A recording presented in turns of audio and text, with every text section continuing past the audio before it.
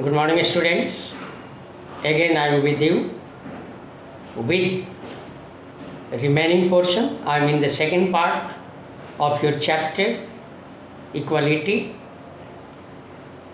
You know very well, equality refers to equality in all respects. हर क्षेत्र में equality की आवश्यकता है.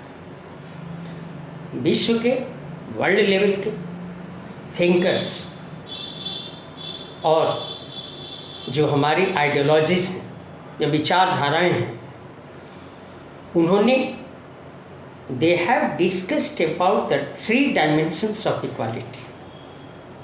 First is political equality.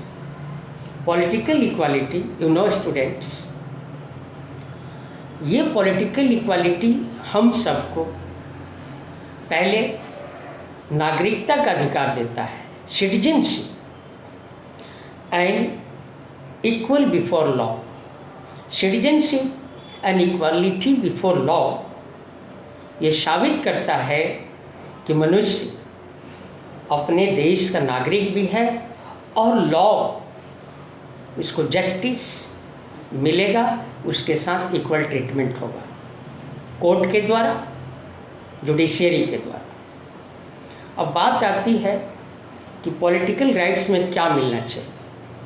हम सब जानते हैं कि political rights refer to those rights which enable an individual, that is right to vote, right to contest the election, right to think differently, and right to establish associations. मैं आपको बताऊं, right to vote आपको अधिकार देता है कि किसको चुनना है, किसको नहीं चुनना है. आपके राइट बिलीफ होंगे कि आप किस में विश्वास रखते हैं, किस विचारधारा में, डेमोक्रेसी में, कम्युनिज्म में, सोशलिज्म में. इसके साथ साथ right to participate in the state affairs is important political right, जहाँ से हम सब अपने राइट का उस तरह के सरकार के द्वारा जो रूल्स एंड रेगुलेशंस बनाए जाते हैं उसमें हमारी भी स्टेटमेंट, हमारा भी पार्टिसिपेशन रहता है. अब पॉलिटिकल राइट्स की बात करें तो क्या इन सारी चीज़ों के अतिरिक्त भी वो चीज़ें मिली हैं? चूँकि आपको जो पॉलिटिकल राइट्स कॉन्स्टिट्यूशन के द्वारा मिला, उस पर तो कानूनी अधिकार आपको मिला है, जो फोर्स, जो लॉ आपको प्रोटेक्ट करेगा. इसके अतिरिक्त समाज में वो सारे जो अपॉर्चुनिटीज़ हैं क्या इक्वली डिस्ट्रीब्यूटेड हैं? जो नेचुरल रिसोर्सेस हैं, चाहे प्रॉपर्टी है, उस पर क्या आपको इक्वालिटी है? अगर इक्वालिटी है तो निश्चित रूप से आप पॉलिटिकल राइट को एंजॉय करेंगे. तो इस तरह की व्यवस्था की गई है, करने का प्रयास किया गया है कि लोग एक इक्वालिटी बेस्ड सोसाइटी में जी सकें, जहाँ पे किसी के साथ किसी प्रकार का भेदभाव न हो. तो ये है रहा हमारे बहुत बड़े आइडियोलॉजिस्ट और थिंकर्स के द्वारा पहला डायमेंशन है इसका, political equality. Right now I would like to express regarding social equality. ये सोशल इक्वालिटी आपको भी पता है कि हम सब समाज में रहते हैं, तो समाज में रहने वाले उन सारे लोगों को क्या इक्वालिटी बेस्ड अपॉर्चुनिटी मिल रहा है? हमें ये ध्यान देना है कि क्या जो बेसिक नीड्स हैं, चाहे वो हेल्थ की हो, एजुकेशन की हो, अपॉर्चुनिटी फॉर एम्प्लॉयमेंट हो, इकोनॉमिक इक्वालिटी हो, क्या सबको वो सारी चीज़ें समाज में मिला है या नहीं मिला है? अगर तो इस तरह से सोशल इक्वालिटी का मतलब हुआ कि सारे लोगों को समाज में समान रिस्पेक्ट और इक्वालिटी के साथ जीने का अधिकार है जो अपने अनुसार अपने टैलेंट को यूज करेंगे। अगर समाज में वैसे ग्रुप या इंडिविजुअल्स जिनको हम एक्सक्लूड कर देते हैं, बहिष्कार कर देते हैं, या यूँ कहें कि उनके ऊपर हमारा ध्यान नहीं जाता है, तो निश्चित रूप से हम कहेंगे कि उनके अंतर्गत जो छिपी हुई उनमें जो टैलेंट है वो वेस्ट हो जाता है। इसलिए हमें प्रयास ये करना है, और सोशल इक्वालिटी इसी आधार पे बेस्ड है कि वैसे लोगों को भी जो बहुत दिनों से एक्सक्लूडेड हैं, उनको भी बेसिक नीड्स, चाहे राइट टू एजुकेशन हो, एक्सेस टू एजुकेशन हो, एक्सेस टू इकोनॉमी हो, ये सारी अपॉर्चुनिटी, हेल्थ केयर हो, उनको मिलना चाहिए। अब आपको बताएं, हमारे देश में कुछ इस तरह की स्थितियां भी पैदा हो जाती हैं कि हमारा देश बहुत सारे रिलीजन्स हैं, जिसमें बहुत सारे ग्रुप्स हैं, कम्युनिटीज़ हैं, और डिफरेंट लोग डिफरेंटली इसको सोशल इक्वालिटी को ट्रीट करते हैं। अब आपको एग्जाम्पल के तौर पे बताऊं, you know very well, women have also similar citizenship and equality have been given to them by our constitution and the constitution of the world. तो क्या वुमेन को पहले बहुत हद तक इस तरह की स्थिति बनाकर रखी गई थी कि जो पैतृक संपत्ति है, जो पेरेंटल प्रॉपर्टी है, they were denied to get inheritance from their paternal property after their marriage. जब उनका विवाह हो गया तो उनको पैतृक संपत्ति में कोई दखल नहीं था, उनको कोई राइट्स नहीं था। तो ये वुमेन के साथ कहीं ना कहीं उनके राइट्स को, तो ये इक्वालिटी कहीं ना कहीं एक्सेप्टेबल नहीं है। इसके साथ साथ कुछ ऐसे भी हमारे समाज में कुछ ऐसे ग्रुप हैं, कम्युनिटी हैं, जो वुमेन की हायर एजुकेशन को अलाउ नहीं करते। क्यों नहीं करते? क्योंकि वो समझते हैं कि ये हायर एजुकेशन इनको नहीं लेना चाहिए। उनकी मानसिकता है, उनके ऊपर किसी न किसी प्रकार का कम्युनिटी का, समाज का उनके ऊपर ये दबाव है। इस तरह से तो तभी हम सोशल इक्वालिटी ला सकते हैं जब ये जो इनइक्वालिटीज हैं, चाहे वो समाज में रहने का, एजुकेशन का, अपॉर्चुनिटीज़ का, और जो एक्सक्लूडेड लोग हैं उनको यदि उनके साथ अगर भेदभाव होगा तो कहीं ना कहीं उनके अंतर्गत जो हिडन टैलेंट है that will be wasted because of the situation we are getting, we are facing these days even in the 21st century. Right now, I will start economic equality. Students, you know, economic equality refers to that sort of equality where each and every individual is entitled, has got right to lead his life as his own way, to do, to perform, to get those opportunities for his developments in all respects. बताएं आपको, हम economic equality की बात करते हैं तो ये आज भी समाज में, आज भी किसी देश में ये इकोनॉमिक इनइक्वालिटी है। कुछ लोग काफ़ी रिच हैं, कुछ लोग काफ़ी पुअर हैं। एक्चुअली होता क्या है कि जो पुअर हैं या रिच हैं, निश्चित रूप से जो पुअर हैं उनको उस तरह की अपॉर्चुनिटीज़ का लाभ नहीं मिला जिसको एंजॉय कर सकें। परिणाम स्वरूप वो डे बाय डे कहीं ना कहीं इस तरह से वो घिरते चले गए कि और पुअर से पुअर होते चले गए। तो इस तरह से विश्व लेवल के हमारे आइडियोलॉजी और थिंकर्स इस बात की ओर इंडिकेट करते हैं कि हमें इन इक्वालिटीज़ को जानने के लिए दो तरह के मेथड्स बताए गए हैं जिसको मेजर करना चाहिए। ये मेजर है कि फर्स्ट हम डिफरेंस को देखें कि इकोनॉमिक जो रिलेटिव डिफरेंस है in between the richest and the poorest community, individuals, that should be measured. उनका आकलन करना चाहिए कि क्या ये सारी चीज़ें रिच और पुअर लोगों के बीच में क्या क्या हो रहा है, क्यों ये डिफरेंसेस है, किस हद तक डिफरेंसेस।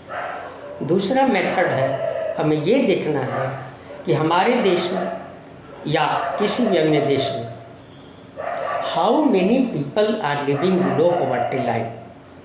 अगर उसकी हम कैलकुलेशन कर लें तो हमें पता लग जाएगा कि हमारी स्थिति क्या है और क्यों है, और उसके अनुसार हम स्टेप्स लेंगे, गवर्नमेंट के द्वारा स्टेप्स लिया जाएगा जिसके चलते ये हमारे समाज में किसी भी तरह का जो डिफरेंसेस है, इकोनॉमिक डिफरेंसेस, उसको रोका जा सके। निश्चित रूप से ये कहा गया है कि दुनिया की कोई भी सोसाइटी, कोई भी देश एब्सोल्यूट इक्वालिटी की स्थापना नहीं कर सकता, कहीं ना कहीं डिफरेंसेस रहेंगे, क्योंकि ये डिपेंड करता है आपके टैलेंट पर। लेकिन अपॉर्चुनिटीज़ में अगर प्री डिटरमाइंड डिस्क्रिमिनेशन है तो निश्चित रूप से कुछ भाग है हमारा, जो कुछ पार्ट है, कुछ सेक्शन ऑफ द सोसाइटी है, वो कहीं ना कहीं डिप्राइव हो जाएगा, वंचित हो जाएगा, उसका डेवलपमेंट नहीं होगा। किंतु यदि उनको हम ये सारी सुविधाएं दें, इक्वल अपॉर्चुनिटी मिले, तो जो टैलेंटेड लोग हैं, जिनमें डिटर्मिनेशन है, वो कहीं ना कहीं इस बात को साबित कर सकते हैं कि अपनी जो कंडीशन से वर्षों से चल रही है उसको इम्प्रूव कर सकते हैं। ठीक है। सेकेंडली, अब हम आपको बताएं कि दुनिया में इकोनॉमिक सिस्टम के बारे में कुछ हमारे मार्क्सिज्म और लिबरलिज्म ने अलग अलग अपने तर्क दिए हैं कि किस तरह से समाज में इक्वालिटी को एस्टैब्लिश किया जाए। अब बात करते हैं मार्क्सिज्म की। आपको बताएं, Karl Marx was a great communist minded thinker. He was very close to socialism. उनका मत है 18th सेंचुरी के एंड में उन्होंने अपना मत दिया है। उनकी बुक है दास कैपिटल, उसको पढ़ने के बाद ये सारी चीज़ें पता लगती है। उनका कहने का अर्थ है कि जो भी हमारी इकोनॉमिक इनइक्वालिटीज है लोगों के बीच में, ये कहीं ना कहीं हमारे गवर्नमेंट सिस्टम के अनुसार है। यदि इस गवर्नमेंट सिस्टम को सही कर दिया जाए, करेक्ट कर दिया जाए, तो निश्चित रूप से इकोनॉमिक जो इनइक्वालिटीज है उसको दूर किया जा सकता है और करने का प्रयास किया जा सकता है और एक इगैलिटेरियन सोसाइटी की स्थापना हो सकती है। उनका तर्क है, मार्क्सिज्म ये कहता है कि जितने देश में प्रॉपर्टीज़ हैं, रिसोर्सेस हैं, जो भी सोर्सेस हैं डेवलपमेंट के लिए, या प्राइवेट हैं या गवर्नमेंट के, उन सारी चीज़ों पे पब्लिक का अधिकार हो, पब्लिक डिसीजन ले कि किस तरह से इस रिसोर्सेस का डिस्ट्रीब्यूशन हो among the different communities, individuals and groups, ताकि उनका सही ढंग से उनका डेवलपमेंट हो। इस तरह के इश्यूज उन्होंने उठाया है कि क्या पब्लिक के द्वारा यदि इन रिसोर्सेस पे अपना अधिकार हो गया तो पब्लिक का डेवलपमेंट और आगे बढ़ेगा, कहीं पे इकोनॉमिक इनइक्वालिटीज और अपॉर्चुनिटी नहीं देखी जा सकती। इस तरह से हम आपको बताएं तो ये उन्होंने इशू अच्छा दिया, इसको एड्रेस करने की आवश्यकता है, इस पर डिबेट की आवश्यकता है कि क्या मार्क्सिज्म बेटर है। तो ये एक चर्चा का विषय हो गया। अब लिबरल्स क्या कहते हैं? लिबरल्स का कहना है कि हमें अपॉर्चुनिटी तो देना ही है, सबको देना है, लेकिन हमें इस तरह की अपॉर्चुनिटी देनी है ताकि सबका विकास हो। Liberalism refers to those situation where open, free and fair competition is there in the society. ये शो करता है कि यदि आप में टैलेंट है आप उसके लायक हैं तो निश्चित रूप से आप में कहीं ना कहीं उस कंपटीशन में आप आएंगे, कॉम्पीट करेंगे, बीट करेंगे और आप अपने टैलेंट का सही यूज करेंगे। क्योंकि अगर फ्री एंड फेयर कंपटीशन होगा समाज में तो जो लोग जिनमें कैपेसिटी है, जिसमें क्षमता है, वो अपने टैलेंट का यूज करेंगे और वो अपनी कंडीशन को सही कर सकते हैं। अब इसमें तर्क होता है कि क्या जो कंपटीशन होगा क्या फ्री और फेयर हो सकता है, क्योंकि कहीं ना कहीं हम नेपोटिज्म से, यानी हमारे जो करीबी हैं चाहे रिलेटिव्स हैं, उस कंपटीशन में भी हम कहीं ना कहीं अपनी बातों को या अपने रिलेटिव्स को, अपने कलीग्स को हेल्प करने का प्रयास करते हैं। It has been observed, so time to time we can say that sort of according to liberalism, यदि हम open, free and fair competition रखते हैं तो प्रत्येक व्यक्ति को ये अपॉर्चुनिटी मिलेगा, वो अपने टैलेंट को यूज़ करेगा। तो इस प्रकार की ये इनकी चर्चा होती है। क्या हम किस तरह की सरकार, किस तरह का सिस्टम हो, तो ये इनका तर्क है।